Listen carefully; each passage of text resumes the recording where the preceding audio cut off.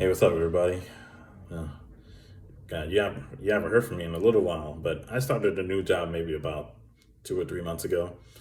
So, been training and keeping busy with that, but did start some projects that I'll get to make some videos on. Uh, I actually plan on doing this as a short at first, but I went into a rant about red dots. So basically, that's what I'm going to cover here, particularly for pistols. So right here, let me go ahead and show clear with what I'm working with today. Okay, make sure let the flies out, and we'll leave it in as here for now. So with my P226, I went ahead and used a EGW mount that is hosting a Romeo Zero, and this being the 3 MOA version. So overall, I think it fits the profile of the gun. Not too bad. Let me see if I can get my hands out the way. So why did I go with the Romeo Zero? And which I did add this particular optic toward all my pistols, particularly the Glock and the CZ, which are my subcompacts. I did end up keeping the shroud as well with them. At least, oh, excuse me. I want to say yes. I actually kept the shroud on the Glock, and I kept the shroud on my M&P products, but the CZ and this one are running without the shroud because they use the plates that came from EGW, but the other three are using plates from DPP, which I found on Amazon. And this one, the EGWs, I've been getting them with a 5% off coupon that is easily found with a Google search. So just in case if you were looking for your own. But none of my pistols were optics ready previously, so I did knock out the rear sight for all of them. Pain, especially without a vise or any other type of sight tool, but was able to do it. And I'm naturally left-handed, so now my left arm is more buff than my right arm, so there's that. That being said, my main rant came to around when I was doing research on pistol red dots and which one I would use, that the Trijicon RMR fanboys are like nothing else I've seen on the rifle side of red dots, where there's not really any type of evangelizing as there is for the RMR. But I mean, you got some fans of a particular type of optic here or there, whether it's like the Romeo 5 on everything or some other type of Trijicon. But RMO, I think, is the one. But regardless, speaking on pistols, the SRO and the RMR are, I think, only if you go with the Delta Point Pro. Any suggestion of anything outside of those is, for one reason or another, when I was making random YouTube comments, it would be the Scorch comment that I would get before anything else. That, why did I waste my time with anything? What is that? You know, anything that could be relatedly closely mentioned as cyberbullying in a way. It's like somebody just had to get some dig and just evangelize the RMR. And it doesn't make sense to me, and this is where my rant really starts, is that overall with pistol red dots, I couldn't really settle on, let's call it, the iPod of red dots. So kind of like when the iPod first came out, how it introduced the MP3 technology. I guess, in a mass way. But of course, you had other competitors from Zoom, if you recall such a thing. But the iPod was vastly superior. And just, pretty much if you wanted an MP3 device and you ran it with iTunes, that was it. There was no need to consider anything else. So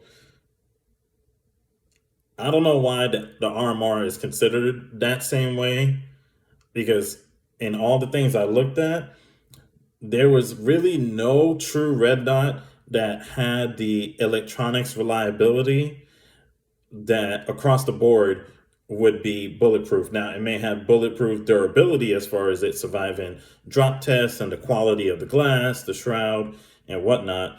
But as far as the electronics go, I've seen problems coming up that people have reported from anything from Triticon, from the Delta Point Pro, and even down to the Sig line for the Romeo 1 and the Romeo Zero, seen some problems there.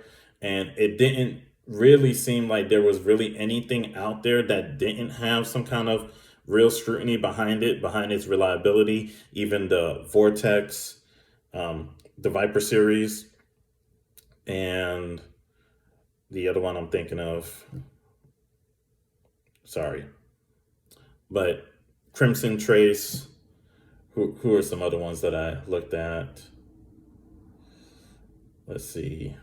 The Vortex Venom, the Vortex Viper, and what are some big ones out there? So let me just stop right there. So basically, nothing stood out as saying, hey, electronically, reliability is solid with this thing, and you don't have to worry about a thing. Couldn't find that. So if I'm going to take a chance between an optic that is anywhere between 400 to 600, and for my particular role as a casual versus something that is in the $200 range, I'm going with the $200 range. I have shot various optics at my range, just renting, that they had pre-installed, and the RMR is very impressive for what it is. But one thing I really sweated by for someone that every day carries, that in terms of my long guns, I have no problem with manually turning off their functions as far as their brightness dial. But when it comes to a pistol mounted red dot, knowing that the technology is out there for the shake to wake, or a standby mode for when the optic is not in use, is to me invaluable for someone like me that works for 8 hours at my typical job, and either sitting or standing depending on what my tasks are, and basically always on the go, not leaving my pistol anywhere except on my person. That kind of feature is great for potentially saving battery life. And, not that I wouldn't get into the habit of changing my batteries every year just to stay on top of things, but it helps. I mean, if you're going to run into a chance where the optic may fail anyway, I'd rather deal with something that isn't also a drain on the battery, if that makes some sense. But either way, I just couldn't find something really data driven that backed up why the RMR is so beloved compared to everything else in the market. So, and every other time that I tried to address that with some person boasting about the RMR, there was no reply back. So the fanboyism is beyond me, because just because you say that the RMR is out there and why do you need anything else is one thing. But if you have no real data to back it up, and you have also the instance of the RMR being reported in different instances of failing on people, I don't get it. So whatever. I mean, I guess if you're the type of person that wants to run and gun, and you're doing competitions and you are banging your optic against things, and you are running drills and press checks, driving your optic into another object to rack the slide, so be it. I could see that being viable, and I mean, I get that. But if someone is gonna, evangelize on it, evangelize it for those features. Don't. I mean, for me, in a day-to-day standpoint, I don't run any real risk of dropping my optic, and as long as I have serrations, I'm gonna grip from here instead of pushing from the slide. Excuse me, instead of pushing against the optic to move the slide, I'm just gonna grip on the slide itself. So I don't really see what's the fancy deal about it, to be honest. And if I'm going to be replacing an optic or run the risk of replacing a $500 to $600 optic, again, I'm going to go with the $200 option. And in this case, at that time when I was purchasing these, of which I purchased 5 between eBay and Amazon, they were no more than, I found them in a range anywhere between 115 to 140 at the time, because the prices started jumping up as soon as I started buying them.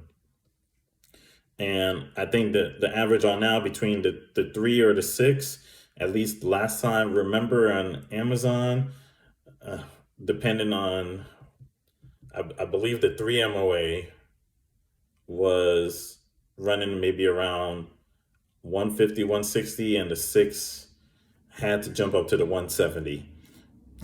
If it changed again, feel free to talk about it. But I think it's just a good deal for having that shake to wake feature, for the clarity I'm getting and the accuracy I've been experiencing since mounting them, and mostly running it with my CZ and with my Glock, and the 6 MOA has been outstanding compared to what I was doing with iron sights before.